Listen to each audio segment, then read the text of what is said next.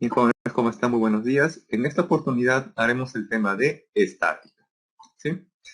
Bien, en estática vamos a analizar cuáles son las condiciones para que un cuerpo se encuentre estático, o sea, en reposo o sin movimiento, ¿correcto? Sin movimiento. Y para eso entonces vamos a ver acá unos esquemas, ¿no? De estática. Por ejemplo, acá tenemos una especie de unos puentes, ¿no? Unos puentes, ¿correcto? Que están siendo a su vez sostenidos por ciertos arcos, o columnas, o vigas en formas de arcos. Acá se observa, por ejemplo, una estructura que se encuentra estática, ¿no? No se mueve, no se está desplazando de un lugar a otro. Entonces aquí, para la ingeniería civil, se requiere de aplicar este concepto bastante importante, que es de estática, ¿correcto? Ya que además de estos puentes, pues tienen una gran cantidad de masa o peso y además por ellos pasan vehículos de gran tonelaje. Para eso tenemos que analizar entonces, como les decía, algunas condiciones de equilibrio, ¿no? Por ejemplo, aquí dos personas ejercen fuerzas sobre este cajón y ese cajón al parecer no se está moviendo. Entonces hay que ver cuáles son las condiciones necesarias para que este cajón pues no se mueva. Al igual aquí, tenemos una especie de una barra que está articulada en un extremo, el otro extremo sostiene una soga, una cuerda que a su vez está sosteniendo un bloque. Y aquí el elemento que permite que el sistema no rote es esta otra cuerda que está sosteniendo a esta viga, ¿correcto? Y que a su vez está unida a esta pared. Entonces acá también se puede analizar cuáles son las condiciones necesarias para que este sistema no rote o no se esté desplazando, ¿sí? Y eso justamente lo vamos a ver con las condiciones de equilibrio. Y tenemos aquí la primera condición de equilibrio. Y va a ser un tanto familiar, no va a ser tan desconocido para ustedes, ya que nos dice lo siguiente, que si la sumatoria de fuerzas que actúan sobre un cuerpo es igual a cero, entonces la aceleración que va a presentar ese cuerpo debe ser igual a cero. A esa fuerza, a esa sumatoria de fuerzas también se le conoce como la fuerza resultante. O sea que también vale decir que si la fuerza resultante es igual a cero, entonces la aceleración es igual a cero. ¿Sí? Ahora, si la fuerza resultante o la sumatoria de fuerzas es igual a cero, eso implica lo siguiente, que la sumatoria de fuerzas, tanto en el eje horizontal como en el eje vertical, debe ser igual a cero. Esto acá es de forma vectorial. Su equivalente escalar nos dice lo siguiente. En el eje horizontal tenemos que la sumatoria de fuerzas que van a la derecha es igual a la sumatoria de fuerzas que van hacia la izquierda. Y en el eje vertical, la sumatoria de fuerzas que van hacia arriba es igual a la sumatoria de fuerzas que van hacia abajo. ¿Correcto? Y bueno, yo les sugiero trabajar básicamente de forma escalar, que es la forma más práctica, más sencilla. Ahora, si la aceleración es igual a cero, eso implica dos posibles situaciones. Dos posibles situaciones. Una, que el cuerpo se encuentre en reposo, si el cuerpo en reposo, o que se esté desplazando. Pero si se está desplazando, necesariamente lo debe hacer con velocidad constante, o sea, con MRU. ¿Sí? Entonces, esta primera condición de equilibrio, ¿se les hace o no se les hace conocido? Esta expresión de la primera condición de equilibrio, ¿se les hace o no se les hace conocido? Porque me parece que ya la hemos visto, ¿sí o no? Me parece que la hemos visto ya en la clase pasada. Y en la clase pasada, ¿cómo se le llamaba a esto? Claro, como dice Yadira, al principio inercia, o también llamada la primera ley de Newton. Así es. Esta en la clase pasada se le conocía como la primera ley de Newton. Y para el tema de estática, a esto se le conoce como la primera condición de equilibrio. ¿Correcto? Bien, ojo, a la primera condición de equilibrio, también se le conoce como equilibrio de traslación. De traslación. No salió bien. Lo voy a borrar nuevamente. Ahí. Equilibrio de traslación.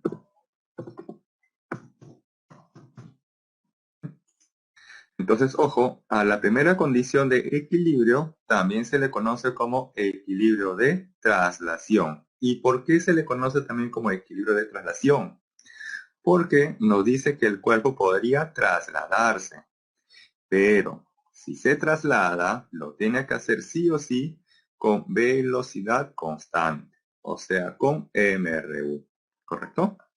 ¿No? Por ejemplo, acá tenemos un pequeño bloque apoyado en esta mesa, ¿no? O un eje que está apoyado sobre esa mesa, y solo están pasando tres cuerdas, ¿no? Tres cuerdas, los cuales a su vez están sosteniendo a estos bloquecitos.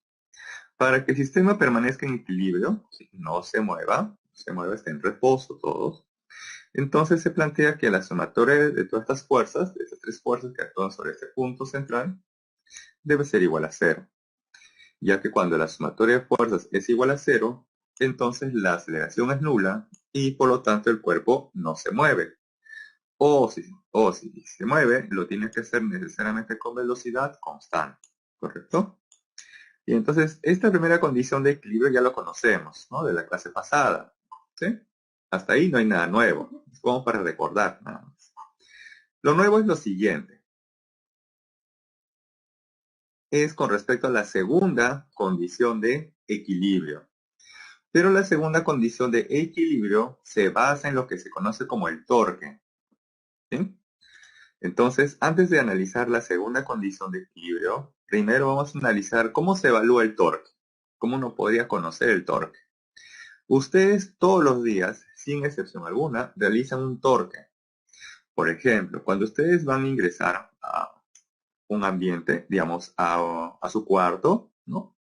Un ambiente que tenga alguna puerta, por ejemplo, ustedes aplican una cierta fuerza que se encuentra a una cierta distancia de la bisagra, donde la bisagra sería el punto de giro o de rotación de la puerta.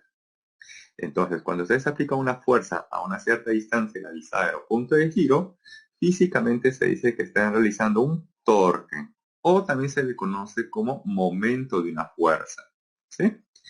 Entonces, nuevamente aquí se observa en la gráfica una puerta, unas bisagras, una fuerza F aplicada a una cierta distancia R del punto de giro que es la bisagra. Entonces, cuando esa puerta gira, físicamente ustedes han realizado un torque. ¿Y cómo se evalúa el torque? De forma práctica sencilla. Fuerza por distancia. Por ese motivo, el torque tiene la siguiente unidad de medición en el sistema internacional. Debido a la fuerza, en newton. La distancia en metros, por lo tanto el torque se mide en newton metro. ¿Sí? Esa es la unidad de medición del torque, el cual, ojo, a su vez, es una cantidad de tipo vectorial. Entonces, ojo, el torque es una cantidad tipo vectorial. Y en magnitud simplemente se evalúa con el producto de fuerza por distancia. Pero hay que tener en cuenta cuál es esa fuerza o cuál es esa distancia. Y para eso les voy a enseñar aquí dos métodos, ¿sí? Dos formas de evaluar el torque. A ver, método 1. Tenemos, por ejemplo, aquí el perfil de la puerta o vista desde arriba. Correcto, este es el perfil de la puerta o vista desde arriba. Aquí tenemos la bisagra. Y aquí tenemos una fuerza F, correcto, que está formando un cierto ángulo teta. Ah, ya. Ojo, Jim.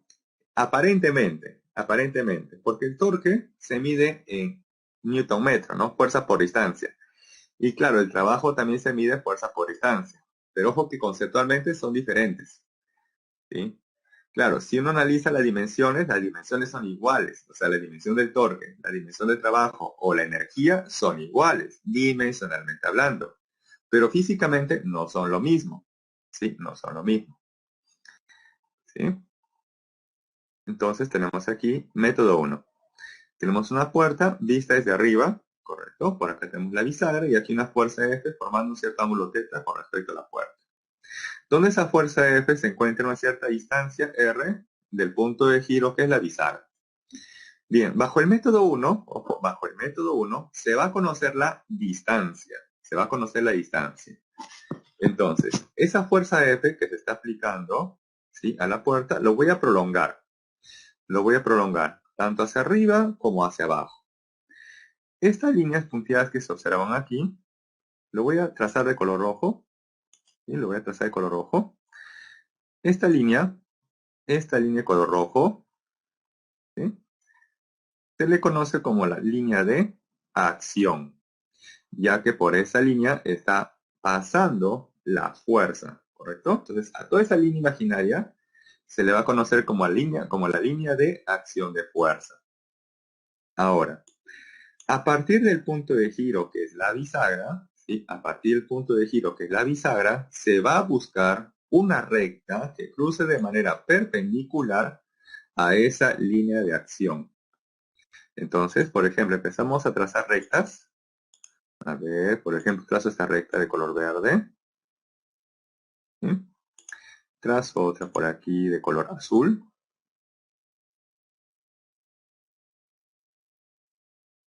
¿Sí? Trazo una por aquí de color azul. Ahí está. Y una de color negro. Una de color negro. Y una de color negro. Bien. Observando además que esta línea de color negro está cruzando de manera perpendicular, ¿sí? A esa línea de acción de fuerza.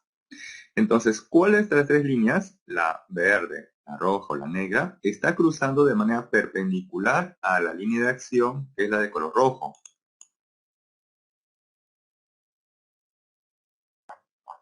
Claro, la de color negro, así es. Entonces, ojo, bajo el método 1, se busca determinar cuánto es la distancia que hay de la fuerza hacia el punto de giro. Una forma de conocer esa distancia es prolongar la fuerza, tanto hacia arriba como hacia abajo. Esa prolongación se le conoce como la línea de acción de fuerza, ¿correcto? Que es en este caso la de color rojo. Luego, a partir del punto de giro que uno haya tomado o establecido, va a buscar una recta que cruce de manera perpendicular a esa línea de acción de fuerza. Entonces aquí les estoy mostrando, ¿no? Que a partir del punto de giro que es la bisagra, vamos a buscar una recta que cruce de manera perpendicular. Entonces trazo esta de color verde, la de azul y la de color negro. La de verde o azul es imposible, ¿no? Gráficamente o geométricamente que esté cruzando de manera perpendicular, no lo cruza. En cambio la de color negro sí está cruzando, ¿no? Aproximadamente de manera perpendicular a esa línea de acción de fuerza. Entonces, una vez que he conseguido esa recta que cruza de manera perpendicular, pues esa será entonces la llamada distancia o también se le llama brazo, ¿sí?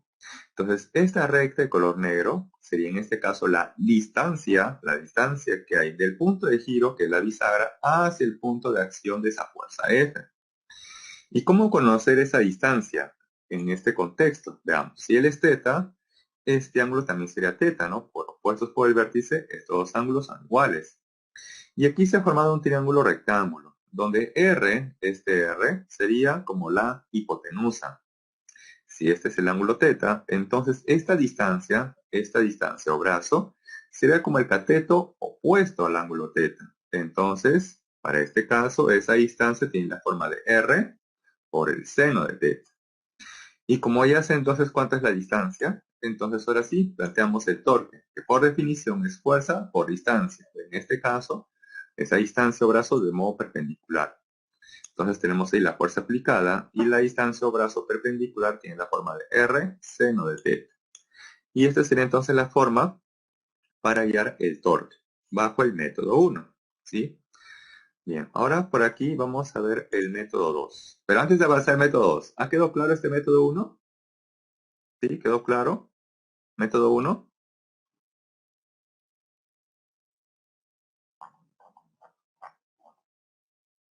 Todos, por favor. Método 1 quedó claro. ¿Sí? Ok, perfecto. Muy bien. Entonces pasamos al método 2. ¿Sí? Yo les muestro dos métodos y ustedes van a elegir cuál de los dos van a emplear en los problemas. ¿Sí? ¿Sí? Eso ya depende de ustedes, ¿no? ¿Cuál de los dos métodos desean elegir?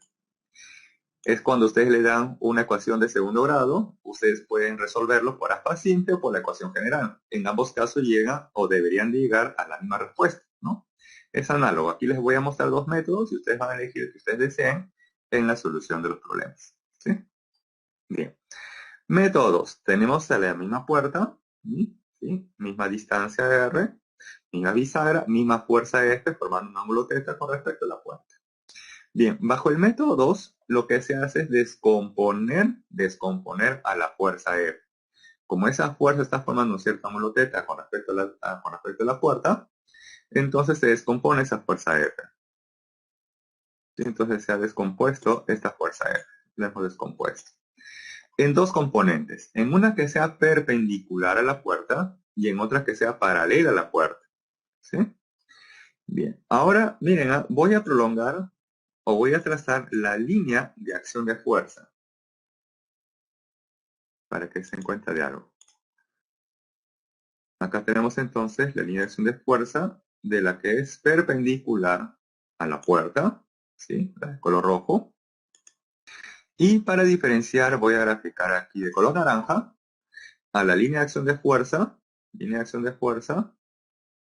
correcto, de la componente que es paralela a la puerta, ¿sí? Bien. Entonces, ahora hay que buscar la distancia que hay de esas líneas de acción de fuerza hacia el punto de giro que es en este caso la bisagra. Veamos. Justamente se observa aquí que la distancia que hay, ¿no? La distancia o recta que cruza de manera perpendicular, correcto, y que va a la bisagra hacia la línea de acción de la fuerza que es perpendicular a la puerta es justamente R. ¿No? Por ejemplo aquí, si no para que quede más claro, trazo estas rectas. A partir del eje de giro, trazo rectas. Ahí está una recta en este caso de verde. Otra recta de color azul. Ahí está. Y otra de color negro. Ahí está. Entonces, a partir del punto de giro, busco una recta que cruce de manera perpendicular a la línea de acción de fuerza. Listo. De estas tres, ¿cuál está cruzando de manera perpendicular a esa fuerza que es perpendicular a la puerta? ¿La de color negro, la de color azul o la de verde? La de color negro, ¿no es cierto?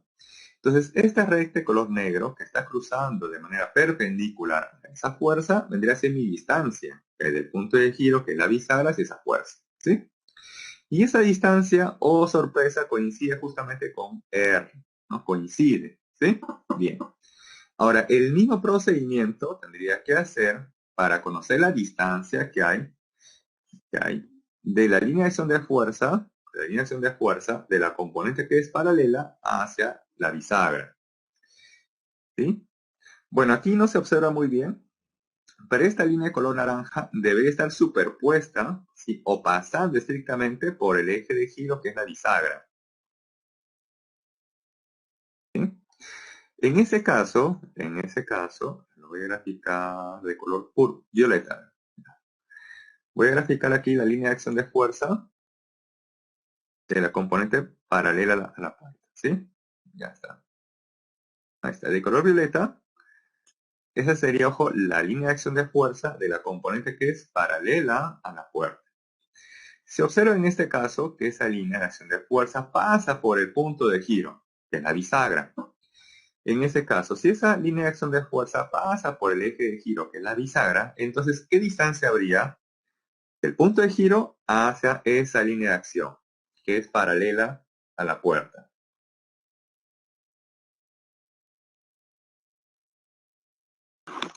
Si este es el perfil de la puerta, esta es la bisagra, ¿no? La bisagra. Y esa línea de acción pasa por ese punto de giro, ¿no? Esa línea de acción pasa por ese punto de giro. Entonces, ¿cuánto sería la distancia? Claro, sería 0.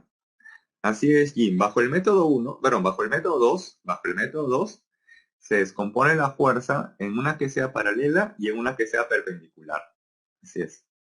Por eso que en este caso la componente que es paralela, no, la componente que es perpendicular, ¿no? Tiene una distancia que coincide con R, ¿no? Coincide con esa distancia de R, que va de la fuerza hacia el punto de giro que es la bisagra. Coincide. ¿Sí? Claro, como dice Jim, pues la distancia que hay de esa fuerza o línea de acción de fuerza paralela a la puerta hacia el punto de giro es 0. Eso también se le conoce como en geometría, como la distancia que hay de un punto hacia una recta, ¿no? Distancia de un punto a una recta. ¿Qué pasaría si ese punto se encuentra en la misma recta? Entonces, ¿cuánto sería la distancia? Por geometría. Esta parte de aquí es básicamente geometría, como se conoce si distancia de un punto a una recta. Si el punto se encuentra en la misma recta, entonces ¿cuánto será la distancia entre ese punto y esa recta? Cero, así es. Porque justamente esa recta a la cual hago mención en este caso, es esta de color púrpura, que sería la línea de acción de fuerza de la componente que es paralela, ¿sí? Y el punto sería el eje de giro, o donde se ubica la bisagra. Entonces observa aquí que la distancia que hay de esa recta paralela hacia ese punto de giro o eje de giro que es la bisagra sería cero, ¿correcto? Y si ustedes multiplicaran fuerza por distancia que vale cero, ¿eso cuánto vale? Fuerza por distancia, donde la distancia vale cero. ¿Ese producto cuánto vale? Cero, muy bien. Por lo tanto, moraleja. Toda aquella fuerza o toda aquella línea de acción de fuerza que pasa por un eje de giro no realiza torque o no efectúa un torque o un giro, ¿correcto? Entonces, ojo, de ahí se desprende, de ahí se desprende que toda fuerza, ¿sí? O línea de acción de fuerza que pasa por un eje de giro no realiza torque, ¿sí? Entonces, de estas dos componentes, la paralela y la perpendicular, se concluye que la componente perpendicular sí está efectuando un torque, ya que la distancia que hay de esa fuerza hacia el punto de giro no es igual a cero, ¿sí? Entonces, acá tenemos ahora otra forma de conocer ese torque. Sería entonces fuerza perpendicular por el brazo o distancia, donde esa fuerza perpendicular tiene la forma F seno de teta y la distancia, pues, o brazo simplemente sería R. Y esta sería entonces la otra forma de conocer el torque, ¿sí? Descomponiendo la fuerza. Entonces, atentos, miren, bajo el método 2, el torque es igual a F seno de teta por R. Y bajo el método 1, ese torque es igual a F por R seno de teta. A ver, atentos, este producto es o no es igual a este otro producto. ¿Son o no son iguales esos productos? ¿Son o no son iguales? Sí, ¿no es cierto? Porque A por B es igual que B por A, ¿cierto? Muy bien. Entonces acá nos damos cuenta que aplicando el método 1 o el método 2 se llega a la misma respuesta, ¿correcto? Se llega a la misma respuesta. Solo que en ocasiones va a ser más fácil aplicar el método 1 y en otras ocasiones va a ser más fácil aplicar el método 2. O sea, en ciertas ocasiones va a ser más fácil conocer la distancia y en otras ocasiones va a ser más fácil descomponer la fuerza y a partir de ella conocer la distancia. ¿Sí? Eso ya va a depender del problema en realidad. Entonces, hasta ahí todo claro con el método 1 y el método 2. ¿Sí?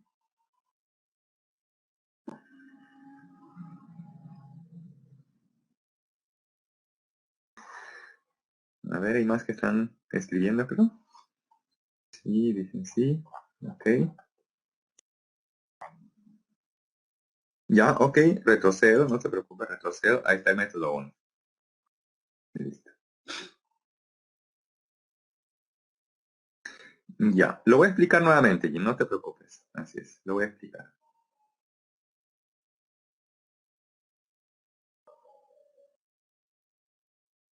Bien. A ver, voy a aprovechar este espacio en blanco porque aquí he trazado muchas rectas para que se entienda mejor. Bien. Voy a suponer que este color púrpura, y esta bolita de color púrpura, sea el punto de giro, ¿correcto? Es un punto de giro. Y vamos a asumir que la prolongación o la línea de acción de fuerza, ¿sí? Es este color rojo, ¿correcto? Y quiero conocer la distancia, ¿no? La distancia que hay de este punto de giro, ¿no? De color rojo, de color violeta, hacia la línea de acción de fuerza que es este color rojo. Bien, esto geométricamente se le conoce como la distancia que hay de un punto hacia una recta. Y la distancia que hay de un punto hacia otra recta, ¿no? Es una recta, pero que cruza de manera perpendicular. Entonces aquí le estoy mostrando unas rectas, ¿no? Naranja, verde,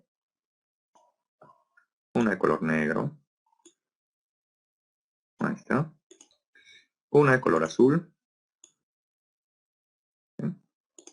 Y otra por acá de color plomo, ya está. ¿Cuál de estas cuatro, o cinco mejor dicho, cuál de estas cinco sería realmente mi distancia que hay de este punto hacia esta recta? La de color negro, ¿no es cierto? Claro, claro, la que es perpendicular, así es. Recuerden, ¿no? Esta parte geométrica, como les decía, es la distancia que hay de un punto es una recta. Esta distancia geométricamente se define mediante otra recta, pero que cruza de manera perpendicular, ¿no? Entonces, de estas cinco, la que cruza de manera perpendicular es la de color negro. Por lo tanto, el de color negro sería la distancia que hay de ese punto hacia esa recta, ¿sí? Y con esa misma idea, entonces se puede utilizar tanto para el método 1 y para el método 2. Claro, ese sería una, a ver, Caterine, ese sería una posible, ¿cómo les digo? Porque es la más corta, claro. Pero más que todo es por la definición. En sí es por la definición. Incluso esto le va a servir muchísimo cuando ustedes lleguen a geometría del espacio. Porque aquí todavía estamos trabajando en el plano, ¿no? Y lo mismo se aplica cuando está en el espacio. Van a ver ustedes más adelante ya geometría de espacio y van a ver también la distancia de un punto, una recta, pero en el espacio. Y también la misma, la distancia que hay un punto, una recta es otra recta que cruza de manera perpendicular, ¿sí? También, claro, bajo la geometría euclidiana es correcto lo que hice Somar. Es la que hay entre dos puntos, así es correcto. Bajo la geometría euclidiana. Por cuando ustedes ingresan a la universidad van a ver otro tipo de geometría. ¿Sí? Bien. Sí, entonces hasta ahí quedó más claro el método 1 y el método 2, donde los cuales se aplica ese mismo criterio, distancia un punto, una recta. Donde esa recta, para el método 1 y método 2, sería mi línea de acción de fuerza. Y ese punto sería el eje de giro. ¿Sí? El eje de giro. ¿Sí? Bien.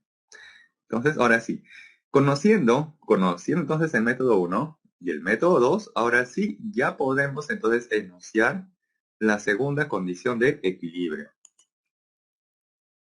Bien, la segunda condición de equilibrio nos dice lo siguiente, que si la sumatoria de todos los torques es igual a 0, entonces la aceleración angular es igual a 0. A esta sumatoria de torques, correcto, se le conoce también como el torque resultante, ¿sí? Entonces, nuevamente, la segunda condición de equilibrio nos dice que la sumatoria de todos los torques, o también llamado el torque resultante, es igual a 0. Entonces, la aceleración angular es igual a 0. Si el torque resultante es igual a 0, o la sumatoria de todos los torques es igual a 0, entonces eso implica lo siguiente, que de manera escalar, ojo, de manera escalar, tenemos que la sumatoria de los torques en sentido horario, ojo, este H, ese H hace referencia al giro de tipo horario. Es igual a la sumatoria de todos los torques en sentido antihorario. SA.H hace referencia a un giro o sentido antihorario. ¿Correcto? Esto que le estoy mostrando aquí es de forma escalar. Ya que es más práctico trabajar de forma escalar. ¿Sí? Entonces, de forma vectorial tenemos que la sumatoria de todos los torques es igual a 0, o que el torque resultante es igual a 0. Eso es de forma vectorial. De forma escalar, su equivalente es este. Sumatoria de torques en sentido horario es igual a sumatoria de torques en sentido antihorario. Entonces solamente habría que ver si esa fuerza, ¿no? Si por ejemplo este es el punto de giro, hay que ver si esa fuerza con respecto a ese punto de giro hace un giro de este tipo o este otro, ¿no? Por ejemplo, en este caso hace un giro de tipo para ustedes, ¿cómo sería este giro? Si acá tenemos la bisagra, y esta es la fuerza para ustedes, ¿cómo sería este giro? ¿Horario o antihorario? Para ustedes. Claro, así es. Para ustedes sería horario. Claro, para ustedes, ojo, sería horario. Para mí sería antihorario, porque hay que ver también respecto al observador. O sea, para mí sería antihorario, pero para ustedes es horario, ¿correcto? Así es. Y si la fuerza está aplicada en esta dirección, ese giro ahora, ¿cómo sería para ustedes? Para ustedes, ¿cómo sería este giro? Claro, para ustedes sería antihorario. Muy bien. Así es. Ahora, si ustedes van a aplicar, ojo, si ustedes aplicarían de forma vectorial, ojo, si ustedes aplicaran de forma vectorial, entonces hay que tener en cuenta la convención, que nos dice lo siguiente. Cuando el giro es antihorario, ojo, cuando el giro es antihorario, se dice que el torque es positivo. Y cuando el giro o rotación es de tipo horario, entonces ese torque es negativo. Ojo que estos signos de torque positivo o torque negativo se aplican cuando ustedes van por el método vectorial o por la forma vectorial, ¿correcto? Forma vectorial.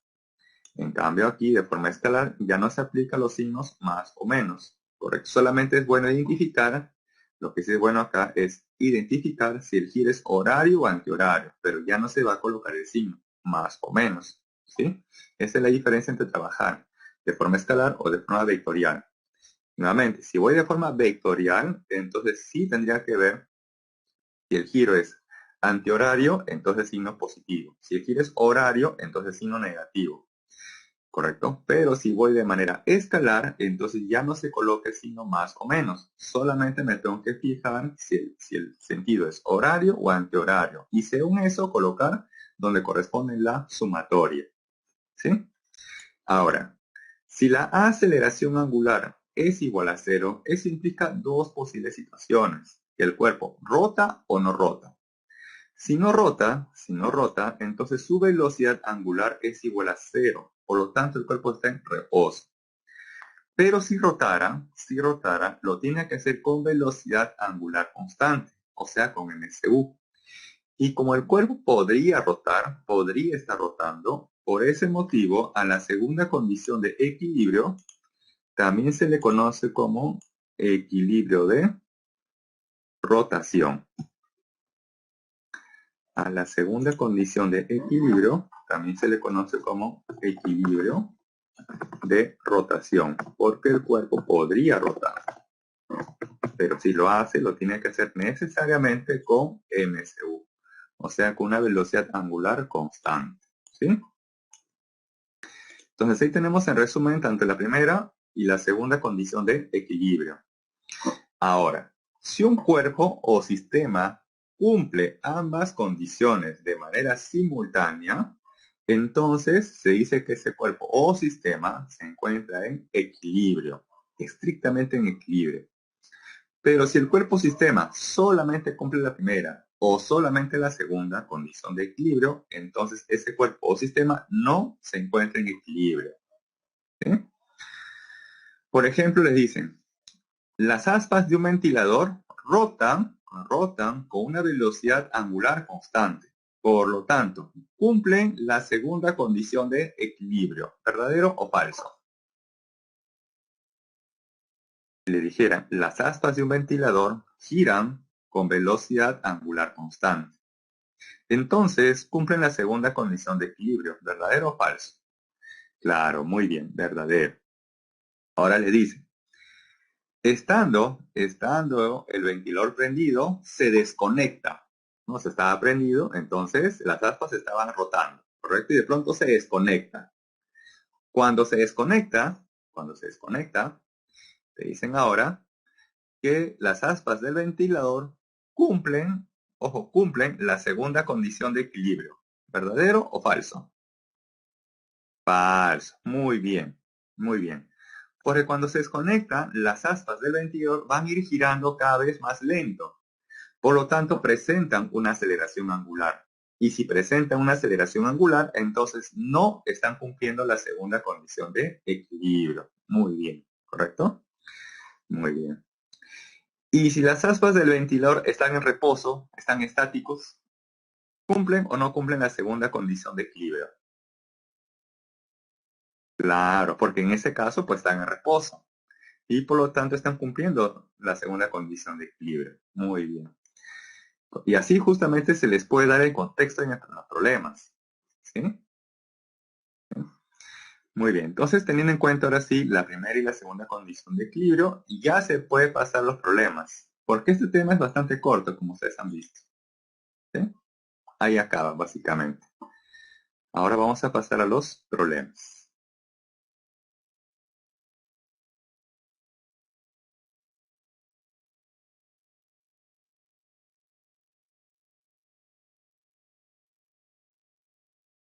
A ver, voy a cargar entonces acá los problemas.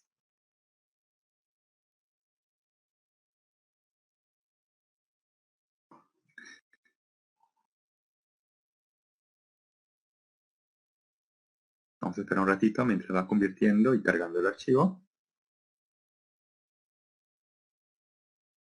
Si tuvieran consultas, la pueden hacer mientras va cargando para luego leerlos.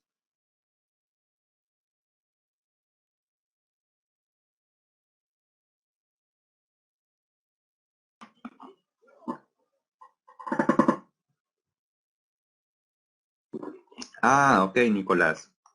Buena observación. El punto de giro, uno mismo lo elige. El punto de giro, uno mismo lo va a tener que elegir.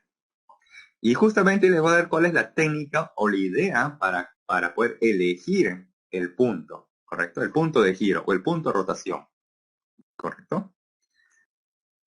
Les voy a dar justamente a ustedes cuál es el criterio técnica para poder elegir ese punto, ¿no? De giro o de rotación.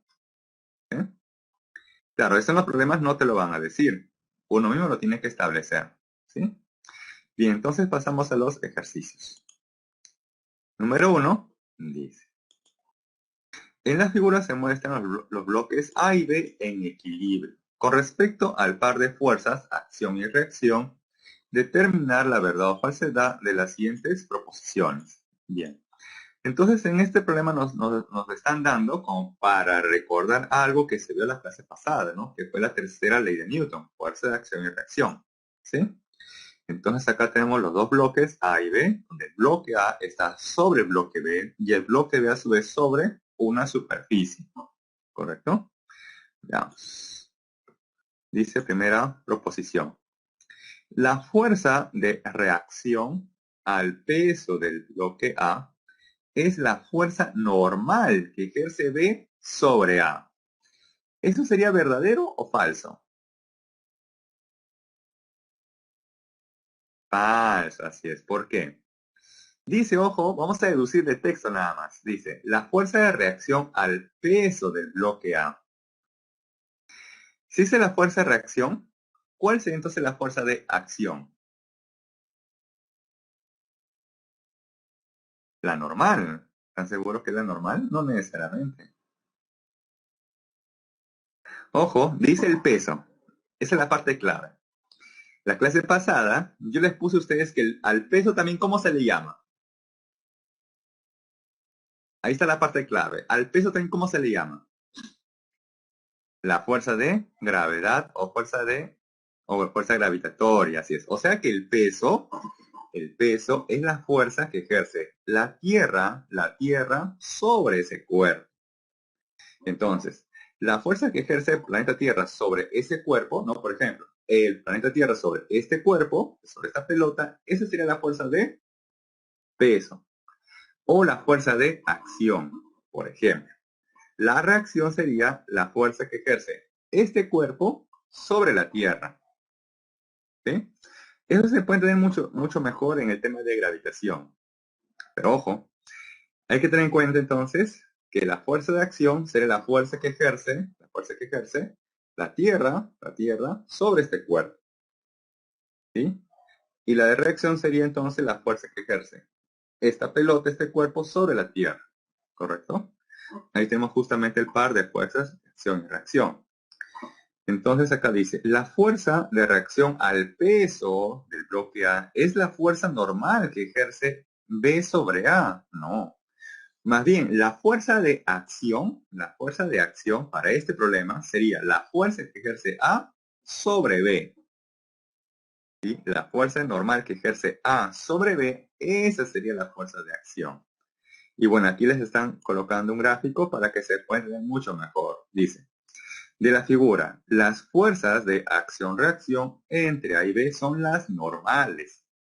En este caso no tiene nada que ver el peso. ¿Sí? Entonces, por ejemplo, aquí, ya, aquí lo tenemos, ¿no? Graficamos las fuerzas que actúan sobre el bloque A. Efectivamente, tenemos el peso del bloque A y la normal que ejerce B sobre A. B sobre A, ¿correcto? Del bloque B hacia el bloque A. Esta sería la fuerza de acción. La fuerza de reacción será la fuerza que ejerce la normal que va de A hacia B. De A hacia B. Estas dos fuerzas de color azul, sí, son las fuerzas o el par de fuerzas de acción y reacción. ¿Correcto? ¿Sí? Ahora, que si uno aplicara la primera condición de equilibrio al bloque B, uno de ahí determina que el peso del bloque A es igual en magnitud a la normal. Pero esa es otra cosa, ¿sí? Es otra cosa. Por ese motivo, entonces, como bien dijeron por ahí al comienzo, pues la primera es falso. No, aún así, eso sería falso. Sería falso. A ver, si no lo voy a graficar, voy a graficar en este caso esa fuerza gravitatoria, ¿sí? Para que quede mejor, para que quede más claro. Este color de color rojo, ¿sí? Este color rojo va a ser un cuerpo a la izquierda, ¿correcto?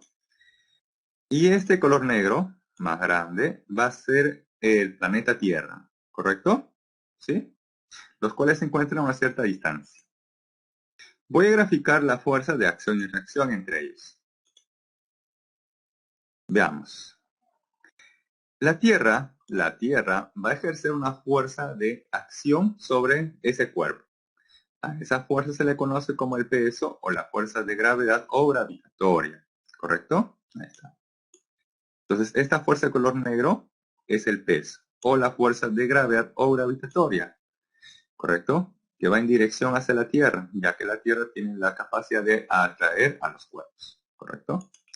Esa sería la fuerza de acción. La fuerza de reacción sería la fuerza que ejerce ese pequeño cuerpo sobre el planeta Tierra. ¿Qué sería este de color rojo? ¿Sí? Este sería entonces el par de fuerzas de acción y reacción. ¿Sí? El peso de ese cuerpo, ¿sí? Dado por este planeta. Estas dos fuerzas de color negro y de color rojo, en magnitud, ¿cómo son? ¿Iguales o diferentes? Estas dos fuerzas de color negro y la de color rojo en magnitud, ¿cómo deben ser? ¿Iguales o diferentes?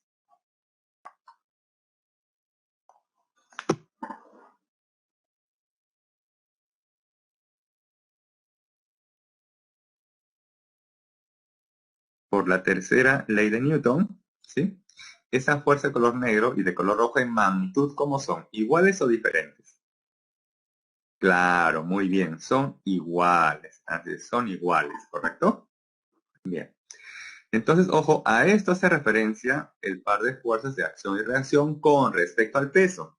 ¿Sí? Con respecto al peso o fuerza gravitatoria de gravedad, este sería el par de fuerzas de acción y reacción. ¿Sí? Por ese motivo, la primera sería falso. ¿Correcto? Porque aquí me hablan del peso, ¿no? Y en otra parte me hablan de la normal. ¿Sí? No tiene nada que ver una fuerza con la otra. ¿Sí? Son fuerzas de naturaleza distinta. Bien, entonces ahora sí pasamos a la segunda proposición. Dice, la fuerza de reacción normal de B sobre A es el peso del bloque A. ¿Verdadero o falso? Falso, muy bien. Muy bien, muy bien, perfecto. Falso, perfecto. Claro. Dice acá, ¿no? De la figura, el peso, ¿no? El peso de A es el peso del bloque A, que es la fuerza externa que ejerce la Tierra sobre A, ¿no? Como justamente vimos aquí en este gráfico, ¿no? Este color negrito, esta flechita de color negrito es el peso que actúa sobre ese cuerpo, que es de la interacción que tiene ese cuerpo con la Tierra o un planeta, ¿correcto? Y este color rojo será la fuerza de reacción, que también es una fuerza gravitacional o gravitatoria, pero que ejercería en este caso ese cuerpo sobre ese planeta Tierra, ¿sí? O sobre un planeta cualesquiera. Por ese motivo, entonces, la segunda también es falso, ¿correcto? Bien. Y en la tercera, nos dice, la fuerza de reacción normal que ejerce el piso sobre el bloque B es la fuerza de reacción que ejerce B sobre A. ¿Cómo debe ser la tercera proposición? ¿Verdadero o falso? También falso, así es. ¿Sí? Claro. ¿Por qué? Porque me dicen la fuerza de reacción normal que ejerce el piso, ojo, miren, el piso sobre B. ¿Sí? El piso sobre B. Si esa es la fuerza de reacción que ejerce el piso sobre B, entonces, ¿cuál es la fuerza de acción? Si la fuerza de reacción normal es la que ejerce, por ejemplo, el piso sobre B, entonces, ¿cuál es la fuerza de acción? Claro, la que ejerce B sobre el piso. Muy bien, perfecto, like. Pero acá me dicen otra cosa. Acá me dicen la que ejerce B sobre A. Y no tiene nada que ver aquí B sobre A. ¿Sí? Entonces acá nos dicen. De la figura N, este color verde, lo voy a expandir, está. Dice, la figura N es la normal que ejerce el piso o el piso sobre el bloque B. ¿Sí?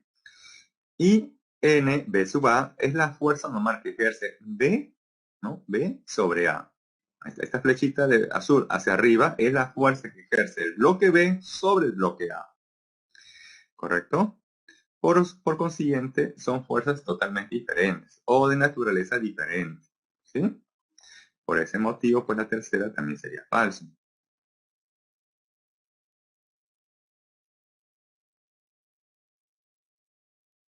A ver, la fuerza de reacción a la normal.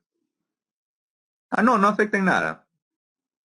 Dice, la fuerza de reacción normal o la fuerza de reacción a la normal es prácticamente lo mismo. Sí, es lo mismo, así, es lo mismo. Es como para abreviar algunas palabras. Es cuando le dicen, ¿no? Velocidad media, ¿no? Velocidad media es lo mismo que decir velocidad, ¿correcto? O aceleración media, igual que decir aceleración. ¿Sí? Bien, entonces ahí pues las tres serían falsas, creo, ¿no? Así, las tres serían falsas. Bien. Problema número 2. Ahora sí vamos a subir un poquito de nivel, ya que vamos a hacer ya la parte ya de ejercicio, ¿no? La parte numérica. ¿Sí? Bien, dice. En el esquema, la figura adjunta, ¿no? Dice, los tres cuerpos unidos por cables están en equilibrio. Entonces, si este sistema se encuentra en equilibrio, quiere decir que cumple la primera y además la segunda condición de equilibrio. Además, dice, los bloques A y B, bloques A y B, que están en los extremos, pesan 60 newtons cada uno y el bloque C pesa 80 newtons, ¿correcto? Determinar la magnitud de H. Bien, antes de continuar, hay que tener presente en este problema, no lo han escrito por ahí, pero hay que tener presente que el bloque C, o el bloque C se encuentra en el medio, en el punto medio entre los bloques A y B. ¿Sí? Ojo, no lo han especificado, pero les digo, el bloque C está en el punto medio entre el bloque A y B, ¿correcto? Está en el punto medio. No está más cerca ni de A ni de B. Está exactamente en el punto medio. ¿Sí? Bien, a ver, sugerencias, ideas. ¿Cómo se podría conocer el valor de H? ¿No? Esta alturita H. Una sugerencia, una idea. Un bosquejo del problema.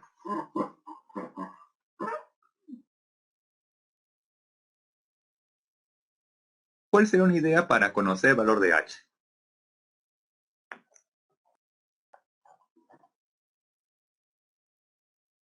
Claro, como dice su compañero, pues hallando la tangente de alfa, ¿no? Claro, eso es una sugerencia, hallando la tangente de alfa.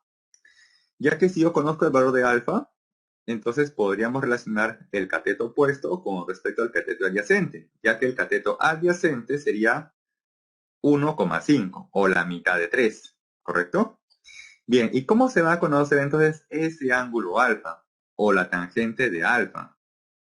Bien, nos dicen que el sistema se encuentra en equilibrio. Por lo tanto, se podría plantear primera o la segunda condición de equilibrio, ¿sí? Ahora, de las dos condiciones de equilibrio, se sugiere iniciar por la primera condición de equilibrio, ya que de las dos condiciones, la primera es la más fácil de evaluar. Entonces siempre se sugiere ir por lo más fácil, y en este caso la primera condición de equilibrio.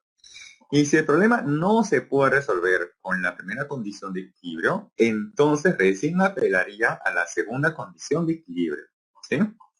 A ver, Yadira comenta lo siguiente: podemos descomponer las tensiones de las cuerdas y su componente vertical tiene que ser igual a 80. Claro, claro, va por la idea. Muy bien, Yadira. A ver, entonces vamos a hacer justamente lo que dice o comenta Yadira.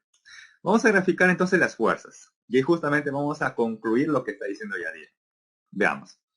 Graficamos aquí el peso de ese cuerpo A, de B y de C. Luego se observa aquí una cuerda. Esa cuerda ejerce una tensión y la tensión lo grafico como si estuviera saliendo del cuerpo, en este caso del bloque A. ¿Sí?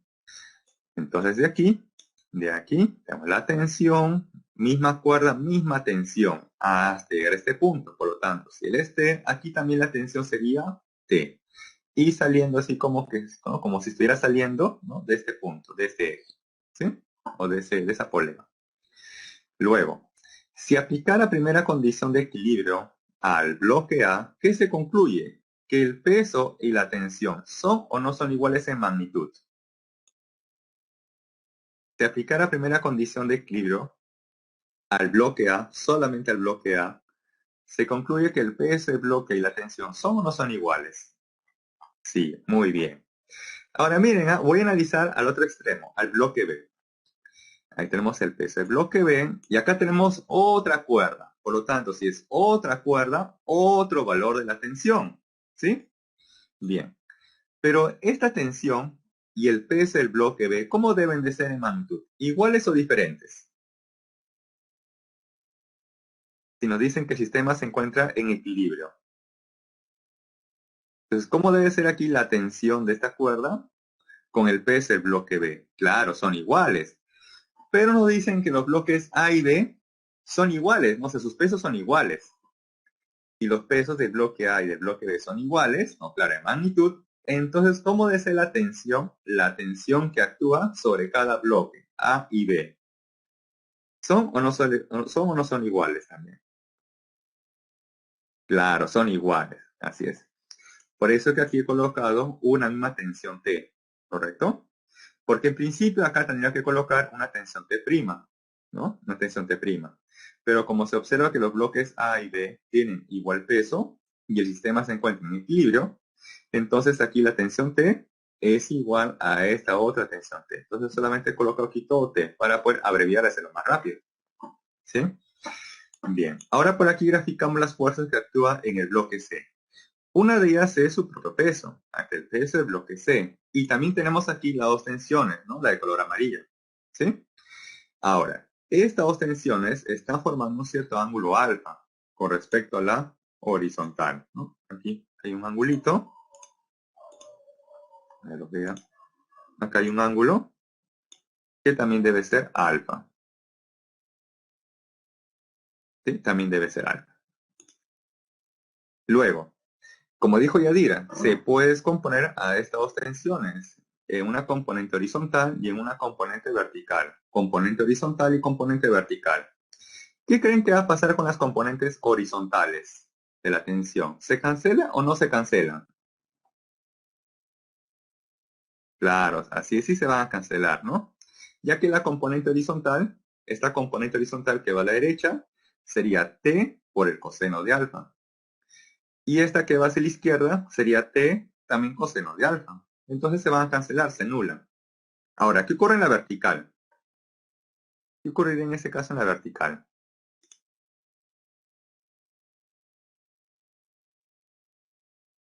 Claro.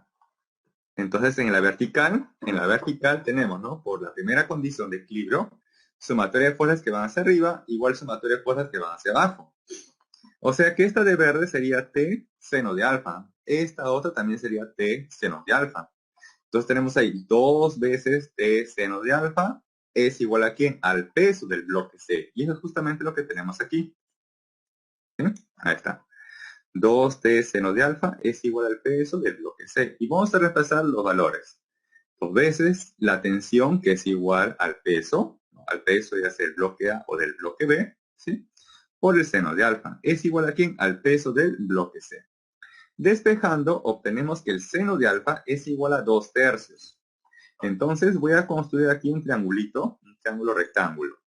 ¿Sí? Construir ese triángulo rectángulo, donde este sería, por ejemplo, el ángulo alfa. ¿No?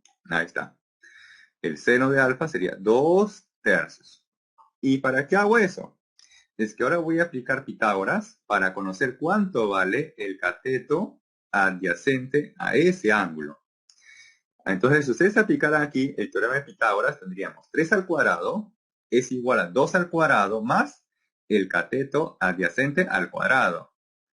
Y en ese caso, ¿le sale o no le sale que ese cateto adyacente a ese ángulo es igual a la raíz cuadrada de 5? A ver, verifiquen según su teorema de Pitágoras. A ver, verifiquen. ¿Es correcto esto? ¿Sí? ¿Correcto? Muy bien. Entonces ya tenemos dentro de ese triángulo, rectángulo, el ángulo alfa y todos sus catetos y su hipotenusa. Y justamente por ahí al comienzo me estaban comentando, ¿no? Que para conocer el valor de h se requería conocer, por ejemplo, la tangente de ese ángulo alfa. Entonces ahora sí, ya podemos a partir de ese triángulo conocer la tangente de ese ángulo alfa, que sería entonces 2 sobre la raíz cuadrada de 5, ¿correcto? Bien, ese es del triángulo.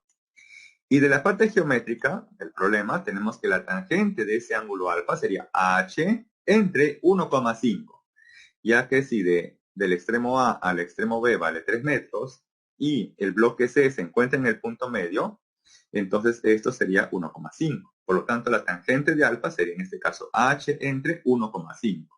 ¿Sí? Está h entre 1,5. Entonces, tangente de alfa igual a él, tangente de alfa igual a él. Entonces, quiere decir que estos dos deben ser iguales. Y eso es justamente lo que se va a hacer, igualarlos.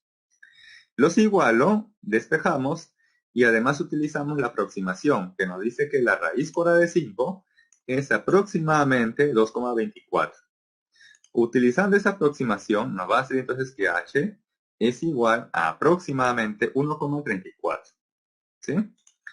Ahora, en el problema han tenido aquí que evaluar, ¿no? La raíz cuadrada de 5.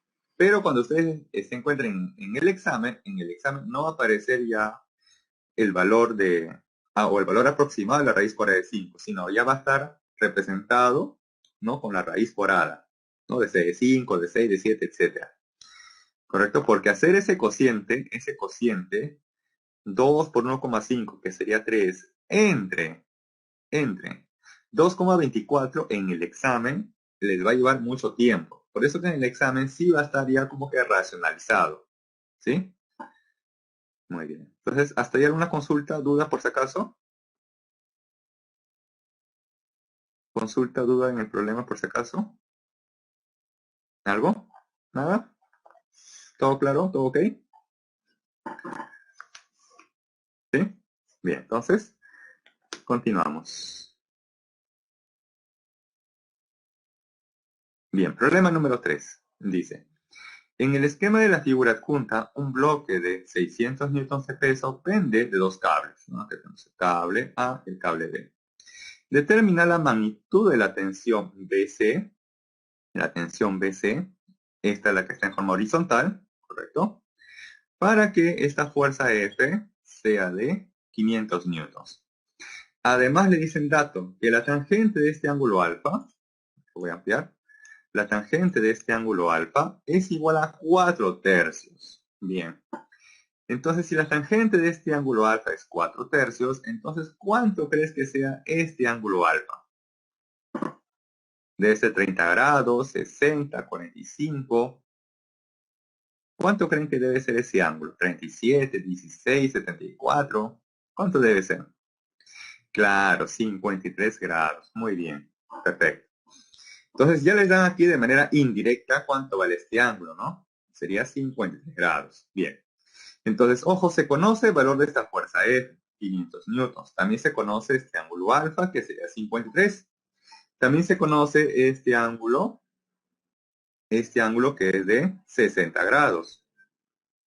Este ángulo que es 60 grados. Y nos preguntan por el valor de la tensión de la cuerda BC, o sea, de la cuerda que está en forma horizontal. ¿Sí? Bien. Y para eso, entonces, ¿qué se puede aplicar aquí? ¿La primera o la segunda condición de equilibrio?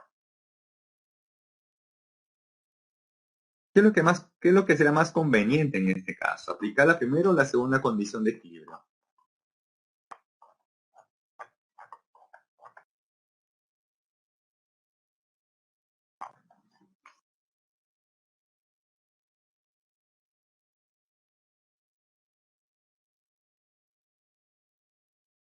¿Los leo?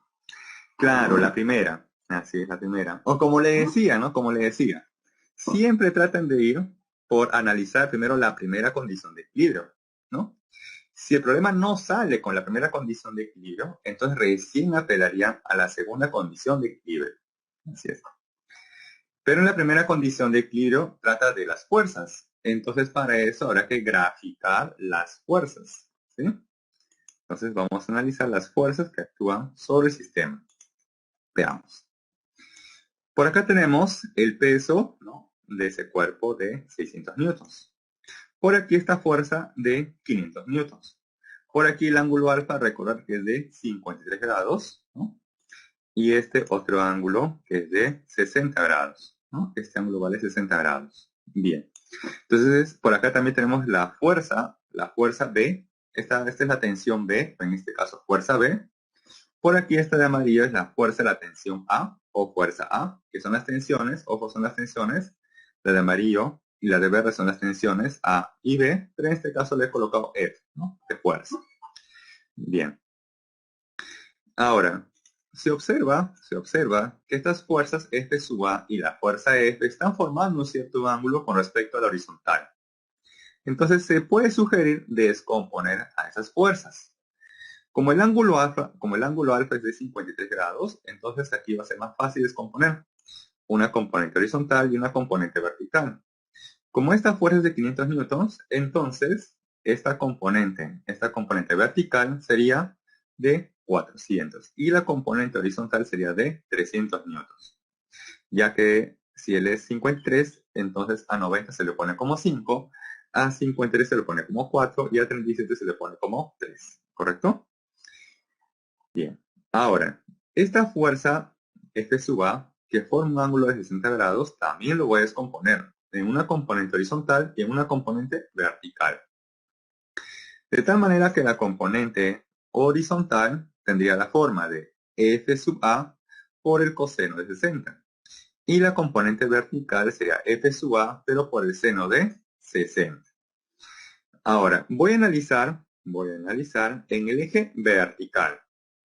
¿Sí? Voy a analizar en el eje vertical. ¿Y por qué me conviene analizar primero en el eje vertical? Si ustedes comparan el eje horizontal y el eje vertical, ¿cuál de los dos ejes, ojo, cuál de los dos ejes tiene menor cantidad de incógnitas? ¿Cuál de los dos ejes tiene menor cantidad de incógnitas? ¿El eje horizontal o el eje vertical? Claro, el eje vertical tiene menor cantidad de incógnitas, ya que en el eje vertical únicamente no se conoce esta componente vertical, ¿no?, de la fuerza F sub A. En cambio, en la horizontal no se conoce la fuerza F sub B, ni tampoco la componente horizontal de la fuerza F sub A. Por eso que me conviene iniciar por la componente vertical, ¿sí? En el eje vertical. Entonces tenemos aquí en el eje vertical el sumatorio de fuerzas que van hacia arriba, igual sumatorio de fuerzas que van hacia abajo. ¿Qué fuerzas están orientadas hacia arriba? Esta que vale 400. Esta componente es la fuerza F, que sería F sub A por el seno de 60. ¿Y qué fuerzas van hacia abajo? Pues el peso de este cuerpo, que vale 600. ¿Está? Este 400 pasa a restar a 600 y eso me da 200. Luego, seno de 60 es raíz cuadrada de 3 sobre 2. Luego el 2 va a pasar a multiplicar, raíz cuadrada de 3 va a pasar a dividir, y de ahí la fuerza F sub A aproximadamente va a salir 230,9, aproximadamente. Ahora sí, ya podemos ir al eje horizontal. Sumatoria de fuerzas que van a la derecha, igual sumatoria de fuerzas que van hacia la izquierda. ¿Qué fuerzas van a la derecha? Esta que vale 300. ¿Y qué fuerzas están orientadas hacia la izquierda? Esta componente horizontal, que es F sub A por el coseno de 60. Y además esta fuerza F sub B. Luego, esta fuerza F sub A es 230,9. Coseno de 60 es un medio o 0,5.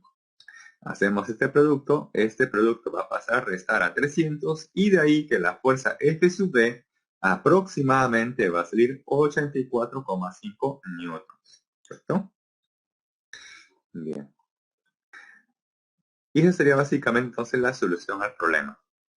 ¿Alguna duda con respecto a esto? ¿Algo quizás dije muy rápido? ¿Sí? ¿Todo ok? Para pasar al siguiente, a ver, confirmen por favor.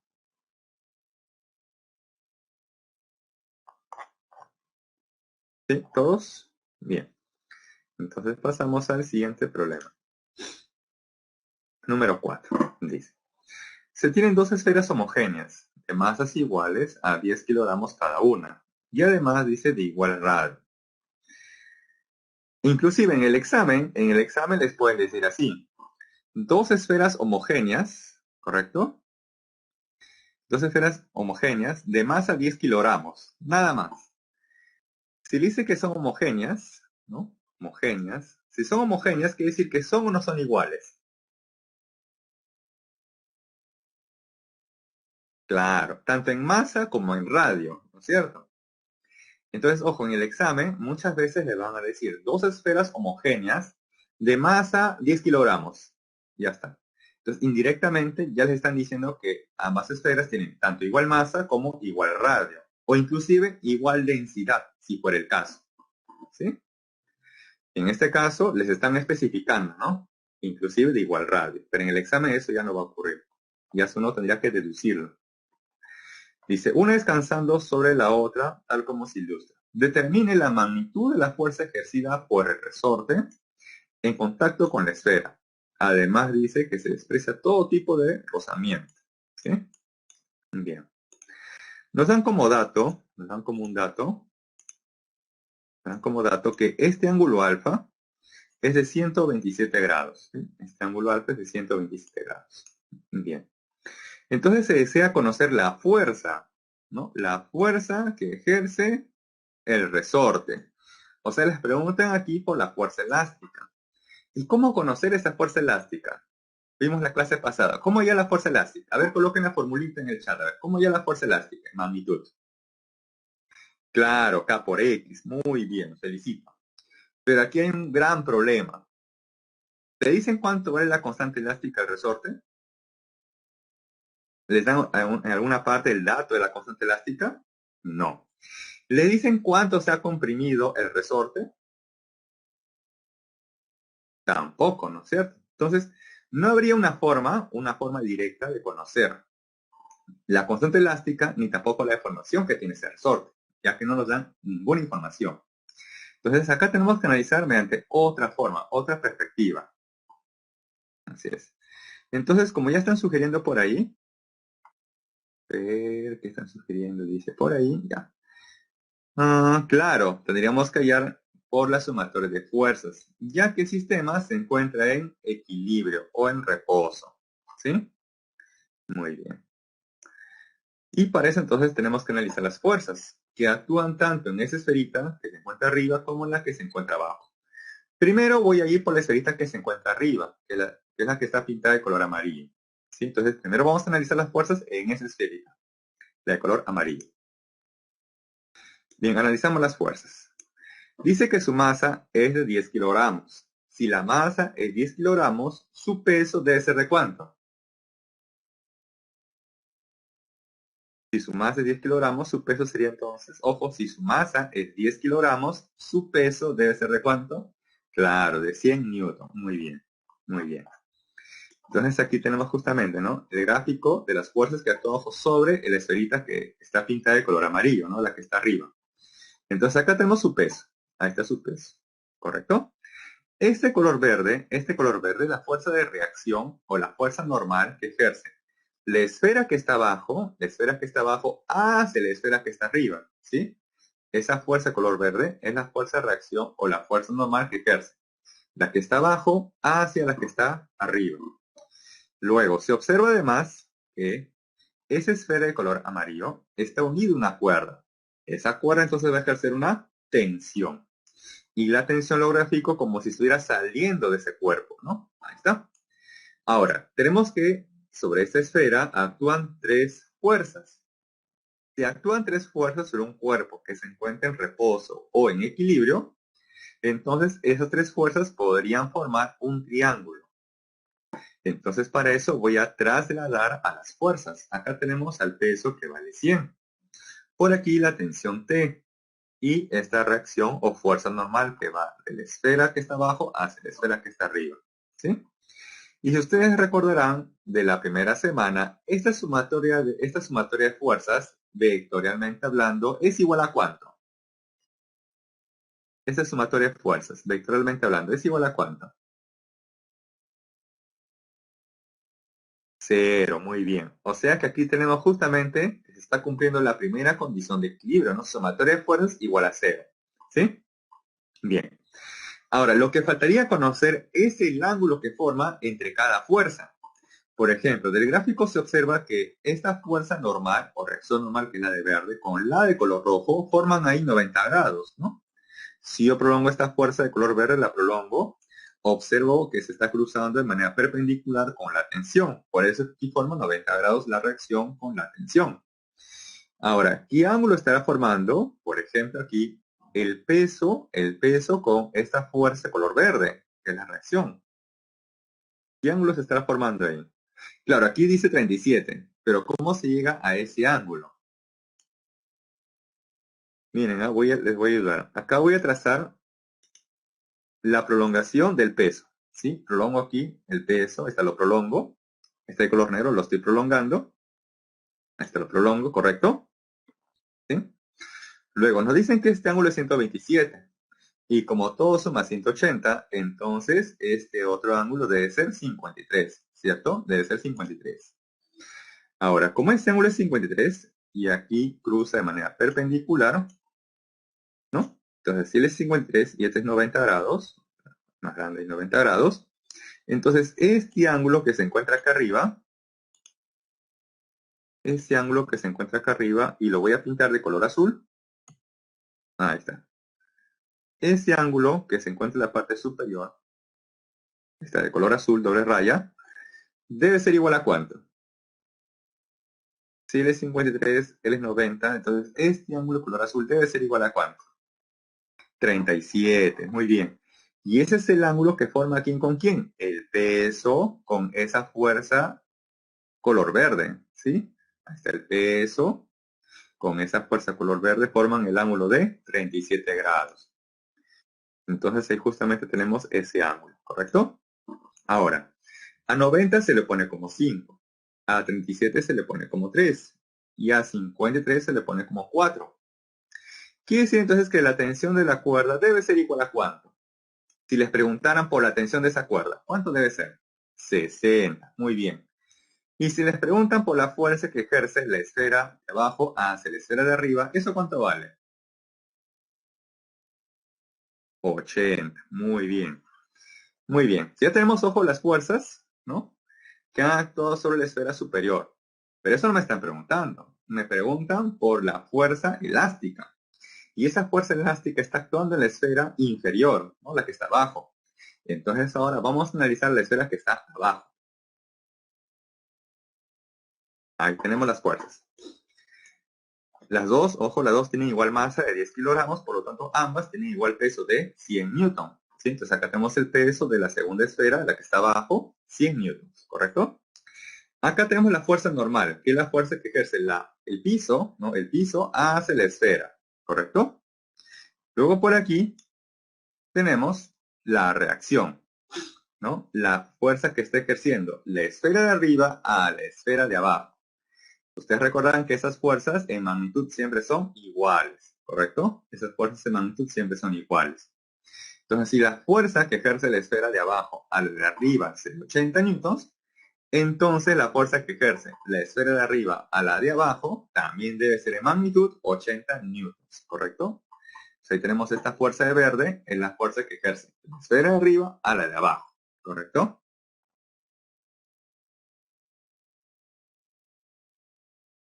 Claro, así es, Nicolás. Cuando el cuerpo está en reposo o se desplaza con velocidad constante, se puede aplicar el triángulo de fuerzas. Así es, se puede aplicar, es correcto. Así es. Bien, ahora aquí tenemos la otra fuerza, que es la fuerza elástica. ¿Sí? La fuerza elástica. En este caso, el resorte, ¿está siendo comprimido o está siendo estirado?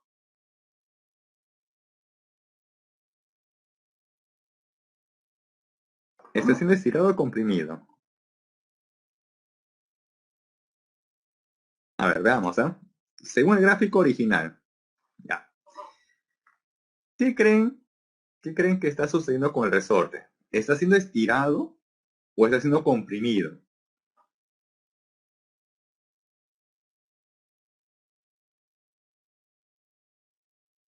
Claro, está siendo comprimido. Ojo, debido a la esfera superior, ¿no? Esa esfera superior quiere ir hacia dónde, entre comillas, ¿hacia dónde? Hacia la derecha, ¿no? Porque entre comillas, él quiere bajar. Pero como él está en una cuerda, entonces él va a intentar escribir una trayectoria tipo circular, pero orientándose hacia dónde, como desplazándose hacia dónde, hacia la derecha. Y al hacer eso, o intentar hacer eso, va a intentar desplazar a la esfera de abajo también hacia la derecha. Y por tal motivo, el resorte se estará comprimiendo. Y como el resorte quiere recuperar su estado inicial, o sea, sin elongación, por eso que la fuerza elástica que ejerce el resorte hacia la esfera, que está abajo, está orientada hacia la izquierda, porque el resorte quiere intentar recuperar su estado inicial o sin deformación, ¿correcto? Bien. Ahora aquí tenemos cuatro fuerzas. Tenemos el peso, la fuerza normal, que ejerce el piso, tenemos la fuerza F, que es la fuerza elástica del resorte, y la reacción, que ejerce en este caso la esfera superior hacia la esfera inferior. Tenemos cuatro fuerzas que actúan sobre un cuerpo que se encuentra en reposo. Entonces, esas cuatro fuerzas también podrían formar un triángulo. ¿Sí? También podrían formar un triángulo. Veamos. Desplazamos o trasladamos a las fuerzas. Acá tenemos justamente esa fuerza verde. Ahí está. Esta es la fuerza verde. Trasladamos también la fuerza horizontal, que es la de la fuerza elástica. Ahí está el trasladado. Y finalmente, para que se pueda cumplir la primera condición de equilibrio, la tercera fuerza, que está en el eje vertical, debe estar orientada hacia arriba o hacia abajo.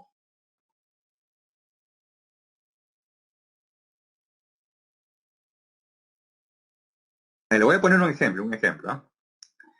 ¿Qué pasaría si esa tercera fuerza, con la cual yo cierro el triángulo, qué pasaría si esa tercera fuerza, con la cual yo cierro el triángulo, está orientada hacia abajo? Vamos a asumir eso, ¿no? Vamos a asumir eso. Vamos a asumir que la tercera fuerza, con la cual se cierra el triángulo, está orientada hacia abajo. En este caso, ¿cumple o no cumple la primera condición de equilibrio? Claro, no cumpliría, porque ojo que la resultante o la sumatoria de todas las fuerzas debe ser igual a cero. Y si yo sumo esto vectorialmente, ¿no? No me sale igual a cero. Por ese motivo, entonces, la fuerza en el eje vertical debe estar orientada hacia arriba, ya que de esa manera se observa entonces que la sumatoria de estas tres fuerzas, ¿no? Estas tres fuerzas en ese triangulito, es igual a cero. Bien, pero ojo que esta fuerza vertical sería entonces la resultante. de todas aquellas fuerzas que están en el eje vertical. ¿Y qué fuerzas están en el eje vertical? A ver, ahí está, ahí se ve mejor. ¿Qué fuerzas están en el eje vertical y actuando sobre esa esfera? El peso y la normal, ¿no? Peso y normal. El peso hacia abajo y la normal hacia arriba. Pero como esta fuerza está orientada hacia arriba, entonces ese resultante, ¿cómo lo voy a obtener? En este caso sería la normal menos el peso. ¿Qué hubiera pasado si esta fuerza vertical hubiera estado orientada hacia abajo? En ese caso, esa resultante en la vertical sería el peso menos la normal. ¿Sí? Bien. Ahora sí, tenemos entonces, ¿no?, que este ángulo es 53, que es el ángulo que forma esta fuerza reacción con la fuerza F, C53. Esta reacción vale 80. Este ángulo es 53 y esta es la fuerza F que me están preguntando. Y esa fuerza F debe ser igual a ¿cuánto? A la hipotenusa que vale 80, pero por el coseno de 53. La hipotenusa que vale 80 por el coseno de 53. Y de aquí, finalmente, esa fuerza F, ¿cuánto vale? 48 newtons, ¿correcto? Entonces, la fuerza elástica o la fuerza que ejerce el resorte sobre la esfera que está abajo es de 48 newtons. Inclusive, a partir de aquí también se podría conocer el valor de la normal, ya que la normal menos 100 debe ser igual a ¿cuánto? A 80 por el seno de 53. Y despejando se puede conocer el valor de la normal. ¿Sí? Bien. Siguiente problema. ¿Hasta ahí? ¿Claro? ¿Alguna duda por si acaso? Porque a veces siento que hablo un poco rápido y quizás no se puede entender muy bien. ¿Sí? ¿Todo ok? Entonces pasamos al siguiente problema. Bien, número 5.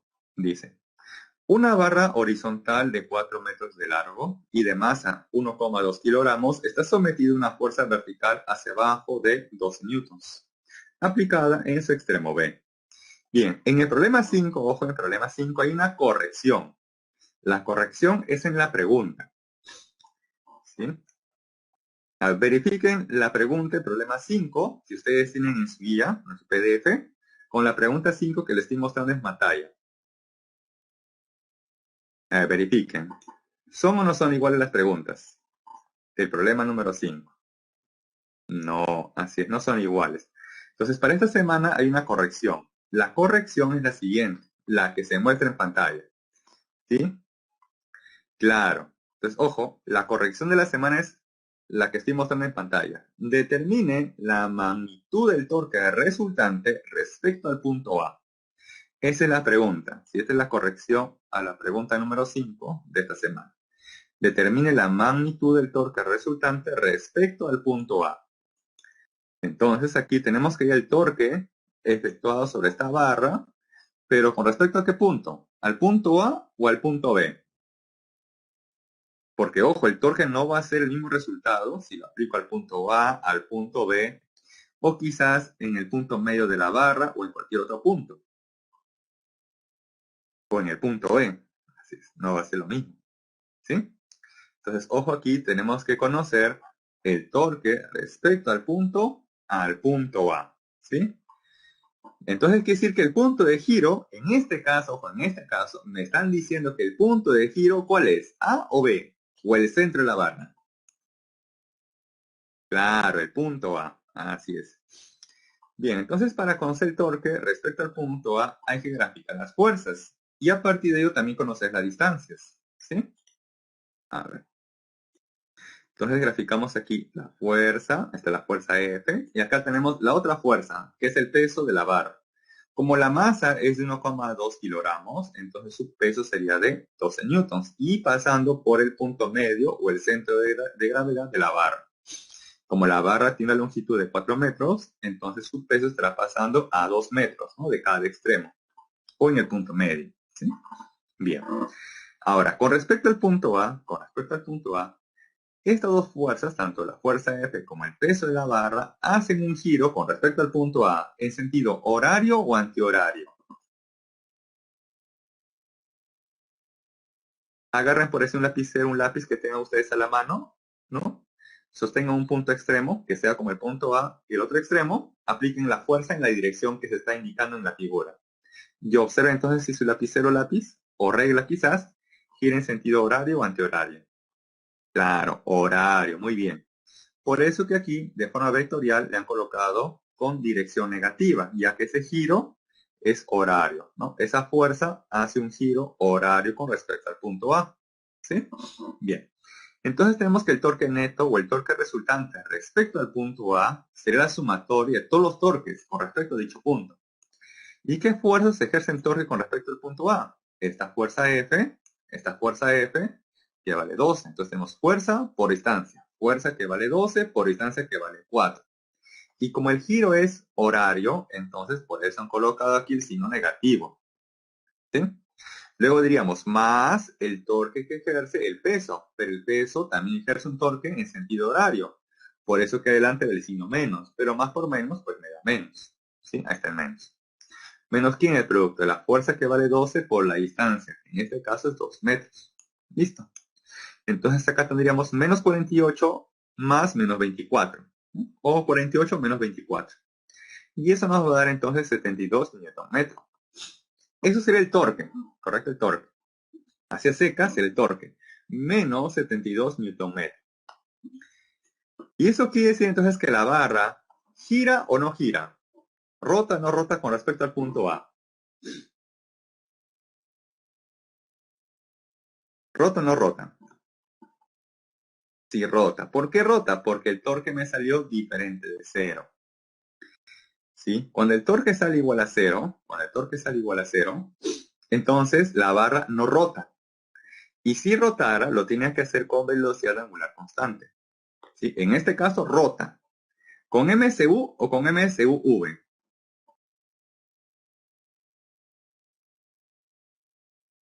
Con MSU, ¿estás seguro, Jim? ¿Con MSU? Ojo, en el MSU, la velocidad angular es constante. Cuando el torque, ojo, cuando el torque es diferente de cero, como en este caso menos 72 Nm, entonces esto quiere decir que la barra o cuerpo rota con MSUV, o sea, con aceleración angular. ¿Sí? Muy bien. Muy bien. Ahora, como nos preguntan por la magnitud, entonces sencillamente le tomamos la magnitud o su valor absoluto. Y simplemente esto ya sería 72 Nm. ¿Sí? Muy bien. Aquí tenemos un ejemplo bastante directo con respecto al torque. ¿Sí? Respecto al torque. ¿Hay alguna consulta, duda respecto a este problema?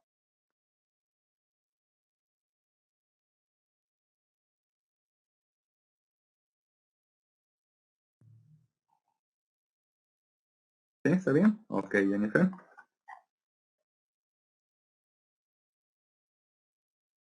Ah, ok. Recordando la convención. Cuando el torque es negativo, quiere decir que el cuerpo está rotando en sentido horario.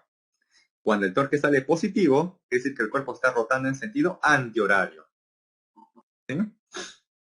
Incluso en la universidad pueden preguntar así.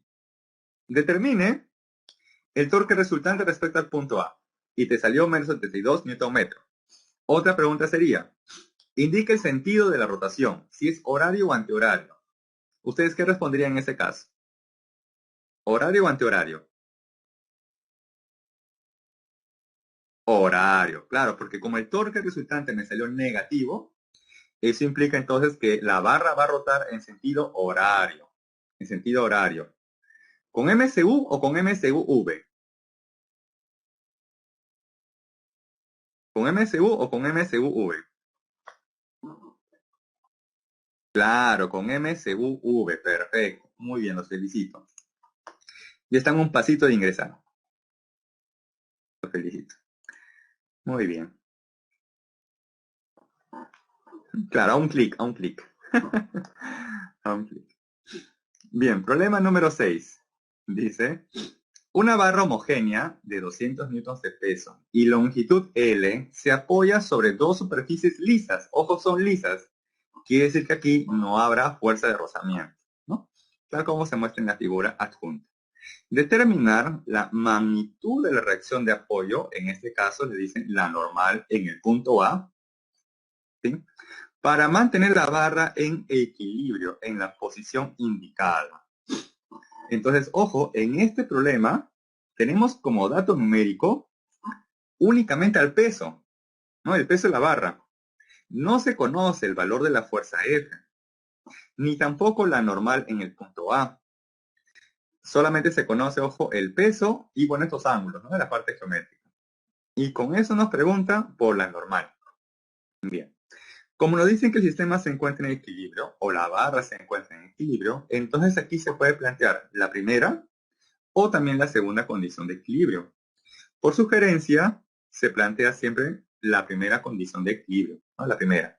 Si con eso no sale, entonces recién se apelaría a la segunda condición de equilibrio. Entonces, por la primera condición de equilibrio, tenemos que analizar las fuerzas que actúan sobre esa barra, ¿sí? Analizamos entonces las fuerzas. Tenemos la fuerza F, que ya está dada en el gráfico. Tenemos por acá el peso de la barra, que será 200 newtons. Aquí tenemos la normal en el punto A, el cual siempre es una fuerza perpendicular a la superficie. Y acá tenemos otra fuerza normal, que es la fuerza normal que se ejerce en el punto B y también es perpendicular a la superficie, ¿sí? Acá tenemos, a ver, 1, 2, 3, 4 fuerzas, ¿no? 4 fuerzas. 4 fuerzas que actúan sobre un cuerpo que se encuentra en equilibrio. Entonces, esas 4 fuerzas podrían formar un triángulo cerrado. Entonces, vamos a formar dicho triángulo. Acá tenemos la normal en B. Tenemos esta fuerza F, ¿sí? Ahora, la tercera fuerza que está en el eje vertical debe estar orientada hacia arriba o hacia abajo. La tercera fuerza, para que pueda cerrar el triangulito, debe estar orientada hacia arriba o hacia abajo. ¿Qué pasaría? ¿Qué pasaría si esa fuerza vertical lo grafico hacia arriba? Vamos a asumir, lo asumo que lo grafico hacia arriba. En ese caso, ¿cumple o no cumple la primera condición de equilibrio? Claro, no cumple la condición de equilibrio, así es. Claro, sale volando, así es correcto. Claro, o la resultante es diferente de cero. Por lo tanto, no estaría cumpliendo la primera condición de equilibrio. Entonces, eso quiere decir que la fuerza en la vertical debe estar orientada hacia abajo. Pero esa fuerza que está en el eje vertical sería la resultante de la normal con el peso. Y para que esa resultante esté hacia abajo, entonces esto debe ser la diferencia de quién menos quién. El peso que está hacia abajo menos la normal que va hacia arriba. ¿Correcto? Bien. Ahora, falta también aquí colocar los ángulos. ¿Qué ángulo forma aquí esta fuerza F con la normal en B? ¿No? ¿Qué ángulo forma esta fuerza F con la normal en B? ¿Y este ángulo es 30, sí o no? ¿Lo sacan o no sacan que este ángulo vale 30 grados? Si no, no se preocupen, les voy a ayudar. Les ayudo. Sí, les ayudo. Voy a prolongar esta normal en B, lo voy a prolongar. ¿Sí? Lo voy a prolongar, ahí está, prolongo. Ahí está, lo prolongo, ¿correcto? Muy bien. La fuerza de rojo también lo voy a prolongar. Para que se encuentre el lado, lo voy a prolongar. Ahí está, lo prolongo. ¿Sí? Ahí está. Muy bien, ojo, miren, teniendo en cuenta que este es 90 grados y él es 60. Quiere decir entonces que el ángulo que forma esa fuerza verde y esa fuerza de rojo debe ser igual a ¿cuánto? ¿Qué ángulo forma entre esa fuerza verde y esa fuerza de rojo? Claro, 30 grados, muy bien. Eso se saca, ojo, de la geometría del problema. Así es. Por eso es que aparece, ¿no? Esa fuerza verde con esta fuerza roja forman entre ellos el ángulo de 30 grados, ¿correcto? Muy bien. Entonces, podemos relacionar lo siguiente, miren, ¿ah? ¿Qué es lo que estoy buscando? La normal en A, ¿no? ¿Qué es lo que no se conoce? La normal en B, la fuerza F y obviamente esa normal en A. Entonces, de ese triangulito me conviene relacionar esta hipotenusa con este cateto opuesto con respecto al ángulo de 30 grados. Y tenemos entonces esto, que el peso menos esa normal es igual a la normal en el punto B por el seno de 30. A esto le llamo la ecuación número 1, ¿correcto? que se ha obtenido justamente aplicando la primera condición de equilibrio y además a partir de este triangulito. Entonces, observo que para conocer la normal en el punto A, primero que debo conocer la normal en el punto B. ¿Y cómo voy a conocer la normal en el punto B? Bien, como hasta ahí ya agoté, ojo, ya agoté la primera condición de equilibrio, entonces ahora tengo que utilizar la segunda condición de equilibrio. ¿Sí? Porque ya agoté, ya hice lo más que se pudo con la primera condición de equilibrio y no he obtenido directamente el valor que me está preguntando.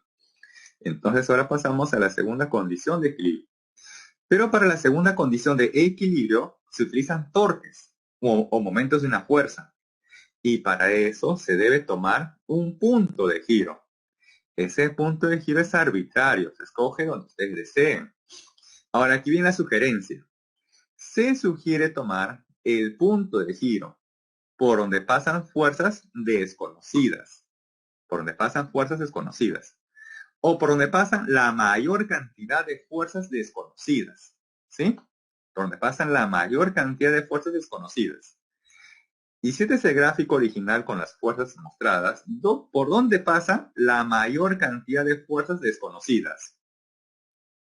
¿Por el punto A, por el punto B, o por dónde están pasando la mayor cantidad de fuerzas desconocidas? Por el punto A. Por eso que se sugiere tomar el torque con respecto al punto A, ¿sí? Bien, entonces observo que con respecto al punto A, con respecto a él está pasando la normal y la fuerza F. Por lo tanto, esas dos fuerzas no van a ejercer torque. ¿Quiénes sí van a ejercer un torque? Aquellas fuerzas o líneas de acción de fuerza que no pasan por el punto de giro A. Que en este caso son la normal y el peso. La normal en B y el peso de la barra sí van a originar un torque en el punto A. Y voy a aplicar en este caso el método 1, o sea, hallando la distancia de la fuerza hacia el punto de giro. Por ejemplo aquí, prolongo la línea de acción de fuerza de la normal en el punto B. Lo prolongo, ahí está, lo prolongo. Y a partir del punto A, busco una recta que cruce de manera perpendicular a esa línea de acción de fuerza. Y la única recta que cruza de manera perpendicular es esta. Ahí está, es esta. Y esta, bueno, va a tener cierta distancia. ¿Y cómo hallar esa distancia? Nuevamente por la parte geométrica. ¿Sí? Por la parte geométrica. Ustedes recordarán, ¿no? Me lo voy a prolongar aquí. Ya. Que este ángulo de aquí, ¿cuánto era? ¿Cuánto nos salió? 30 grados, ¿cierto? Este ángulo 30 grados. Muy bien. Miren, ¿ah? Él es 30, él es 30, él es 90. Si él es 30 y él es 90, no, este que es 90 grados, quiere decir que todo este ángulo de color rojo debe ser igual a ¿cuánto?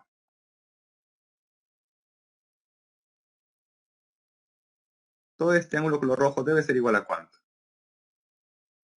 60, muy bien, 60. Pero este de aquí es 30.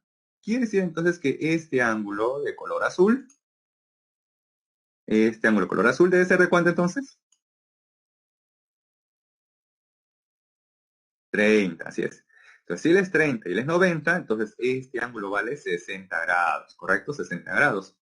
Como la longitud de la barra es L, entonces esta distancia en función de la longitud de la barra y en función de ese ángulo de 60 grados sería L seno 60, ¿correcto? Bien, ahora vamos a conocer la distancia que hay del peso hacia el punto A. Entonces también aquí prolongamos la línea de acción de fuerza, ahí está. Y a partir del punto A buscamos una recta que cruza de manera perpendicular. ¿Qué sería entonces esta recta? Esta recta cruza de manera perpendicular a esa línea de acción de fuerza del peso. Ahora, si toda la longitud de la barra es L y el peso pasa por el punto medio, entonces quiere decir que del punto A hacia el punto G sería L medios. Esto vale L medios.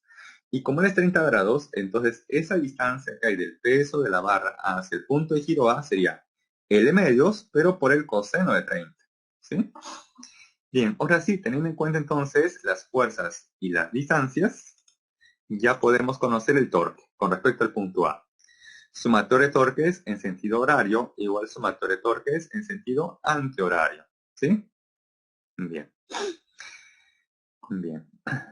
En este caso, en sentido horario, ojo, en sentido horario sería el peso. Si aquí corrijan está invertido. ¿Sí? Está invertido. Entonces, en sentido horario, sería el peso por L medios coseno de 30. Ahí está el peso por L medios coseno de 30. Esto va en sentido horario. Y en sentido antihorario sería la normal en B, está la fuerza por la distancia, que será L seno de 60. Y aquí entonces se va a cancelar L con L, se cancela. Seno de 60, eso no es igual al coseno de 30. Seno de 60, raíz cuadrada de 3 sobre 2. Coseno de 30, raíz cuadrada de 3 sobre 2. Claro, son iguales, por lo tanto se cancelan. Se cancelan. Y de ahí la normal en el punto B resulta entonces igual a ¿cuánto? 100 newton. Ahora sí, como ya tengo el valor de la normal en B, ya se puede reemplazar ese valor en 1, que es esta expresión. Entonces reemplazamos. El peso vale 200, está 200, menos la normal en el punto A es igual a la normal en B, que vale 100, por el seno de 30, y donde el seno de 30 vale medio. Entonces tenemos 100 por un medio, eso me da 50. 50 pasa a restar a 200, y de ahí que la normal en el punto A vale 150, ¿correcto? Entonces la normal en el punto A es igual a 150 newtons, ¿sí? Bien, este problema ha sido un tanto largo, y así, ojo, así no viene en el examen. Así de largo no viene en el examen, ¿sí? No se preocupe. Así extenso no viene en el examen, ¿sí? No viene, así no viene. Claro, es mucho. Lo que sí es importante en este problema para poder tener en cuenta los conceptos, ¿no? De tanto la primera y la segunda condición de equilibrio, ¿correcto? Básicamente sirve para eso, para utilizar esos dos conceptos, y lo podemos utilizar en otros problemas que sí pueden ser más fáciles, claro, sí, más fáciles. ¿Sí? Bien, siguiente problema. Número 7. Ah, ya, ¿como cuál viene? Si van para letras, como el número 7, por ejemplo, o el número 1, ¿no? Que eran de proposiciones. Gracias. Dice, indicar la verdad o falsedad de las siguientes proposiciones. Ah, para el área A viene como el problema de la barra, ¿no? De allá el torque con respecto al punto A, ¿no? Por ejemplo. Dice, para un cuerpo rígido en equilibrio estático, el momento o torque resultante respecto a cualquier punto es nulo, ¿verdadero o falso? Claro, verdadero, ¿no? Porque es un equilibrio estático, por lo tanto el cuerpo está en reposo. Por lo tanto cumple tanto la primera como la segunda condición de equilibrio. Y con respecto a la segunda condición de equilibrio, tenemos que el momento o el torque resultante, pues debe ser nulo. Así es, verdadero. Dice, para que un objeto esté en equilibrio, es necesario que sobre él no actúe ninguna fuerza. Dice, no actúe ninguna fuerza, ¿verdadero o falso? Ese es al ojo falso, sino, por ejemplo, miren, ¿eh? Tenemos esta pelota que está apoyada en mi mano. ¿Esta pelota está o no está en equilibrio? Sí está en equilibrio, ¿cierto? Y sin embargo, ¿actúa o no actúan sobre él fuerzas? Sí, se actúan fuerzas, ¿no? Por ejemplo, la fuerza que es su peso y también fuerza, ¿no? Entonces se observa que este cuerpo está en reposo, está en equilibrio, ¿correcto? Y actuando sobre él fuerzas. Por lo tanto, como dicen por ahí, la segunda es totalmente falso. Así es, falso. Dice ahora aquí, el peso de un cuerpo siempre, ojo, dice, siempre se equilibra con una fuerza llamada normal. Falso también. Muy bien. Muy bien, lo felicito. Entonces, eso que les he dicho, por acá lo tenemos ya, ¿no? En modo texto, ¿no? Para que un cuerpo rígido esté en equilibrio estático, pues el torque resultante es cero. Para que un objeto esté en equilibrio es necesario que tengan fuerzas, pero que la resultante se anula. Claro, la resultante se anula. No me dicen para nada que no actúen fuerzas. Sí van a actuar fuerzas, pero la suma de todas esas fuerzas debe ser nula, o cero. ¿Sí? Ah, igual, o sea, con proposiciones. Proposiciones. Todo lo que son área de letras, empresariales también, viene así con proposiciones o prácticamente como para reemplazar. Prácticamente como para reemplazar. Ah, bueno, si es ingeniería, ahí sí van a evaluar, ¿no? Pero es un poquito de cálculo numérico, no va a ser tan complicado. Porque se entiende que el problema debe ser resuelto en aproximadamente minuto y medio. Entonces, en un minuto y medio tienen que leer, tienen que calcular y luego marcar. Entonces se evalúa un tiempo prudencial o un problema prudencial prudente para que les alcance ese tiempo. Es imposible que les den un problema como hicimos con la barra, ¿no? Aplicar primera, segunda condición de equilibrio, así.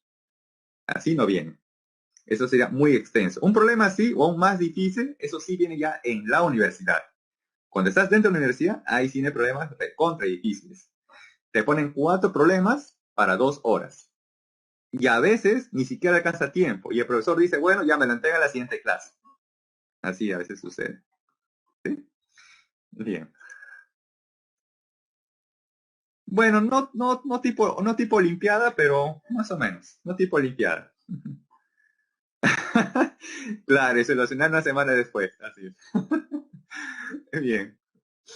Dice, una barra homogénea y uniforme está suspendida de un acuerdo tal como se muestra en la figura.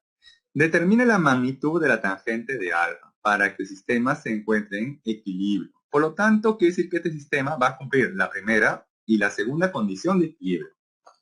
Bien. Dice que la barra es homogénea y uniforme. Esta parte es importante. A ver, les pregunto, ¿les dan aquí o no les dan aquí la masa total de la barra en forma de L? ¿Te dicen cuánto es la masa? No, ¿no es cierto? No nos dicen. Claro. Tampoco va a ser necesario que nos den. Nosotros podemos asumir un cierto valor, pero que sea adecuado. Como dice que la barra es homogénea, entonces la masa va a estar en proporción con la longitud. Claro, o en relación al largo o la longitud de la barra. Entonces podemos decir lo siguiente, que esta barra o segmento de la barra de longitud A tendrá una masa como M, por ejemplo. Y esta otra porción de la barra de longitud 2A tendrá una masa como 2M, ¿sí? En esa proporción.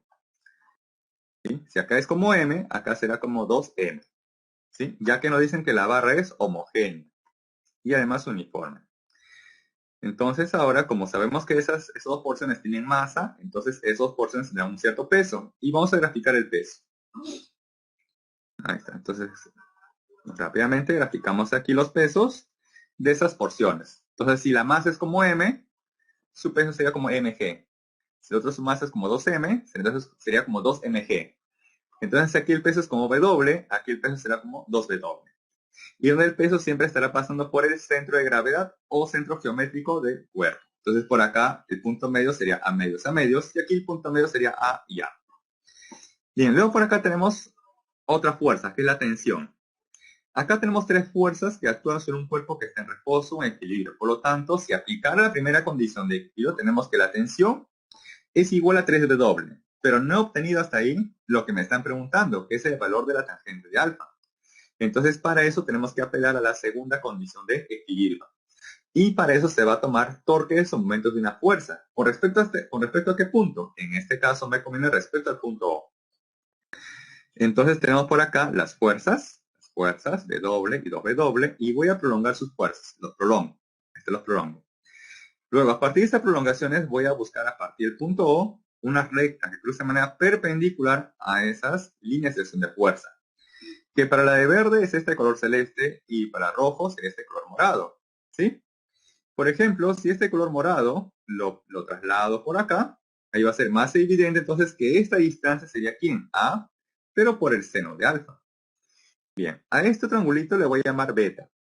Entonces, si este es a medios, ¿no? O sea, ojo, si este de acá es a medios, prolongo, lo traslado esa distancia para que aquí sea más evidente. Entonces, esta distancia sería a medios, pero por el seno de beta. Ahora un detalle, como alfa y beta suman 90, entonces quiere decir que el seno de beta, eso no es igual al coseno de alfa. A ver, verifiquen que el seno de beta es igual al coseno de alfa. Es correcto, ¿cierto? Muy bien, hay que tener en cuenta eso. Ahora sí, teniendo en cuenta entonces las distancias y las fuerzas, ya podemos aplicar el torque. Sumatorio de torques en sentido horario igual sumatorio de torques en sentido antihorario, pero con respecto al punto O. Entonces, en sentido horario sería 2W, hasta la fuerza, 2W, por la distancia A seno de alfa. Y aquí, en sentido antihorario, sería el peso, hasta la fuerza W, por la distancia A medio seno de beta. ¿Correcto? Pero el seno de beta, eso no es igual al coseno de alfa. Sí, ¿no es cierto? El seno de beta es igual al coseno de alfa. Entonces, en el siguiente paso, el seno de beta lo reemplazo por el coseno de alfa. Bueno, aquí ya se canceló B doble y también A. Luego, este 2 va a pasar a dividir, el coseno va a pasar a dividir, y tenemos que seno entre coseno, pues me da la función tangente. Esto va a pasar a dividir a un medio, y eso me da un cuarto. Y de aquí, finalmente, la tangente de alfa me sale un cuarto. ¿Sí? ¿Consultas, dudas por si acaso? Mientras tanto, van escribiendo quizás una consulta que tengan con respecto a este problema o los otros. Les dejo aquí la encuesta, como siempre. ¿Sí? Marquen como ustedes crean convenientes. Si es la A, la B, la C, la D, la E, la F, como ustedes crean conveniente.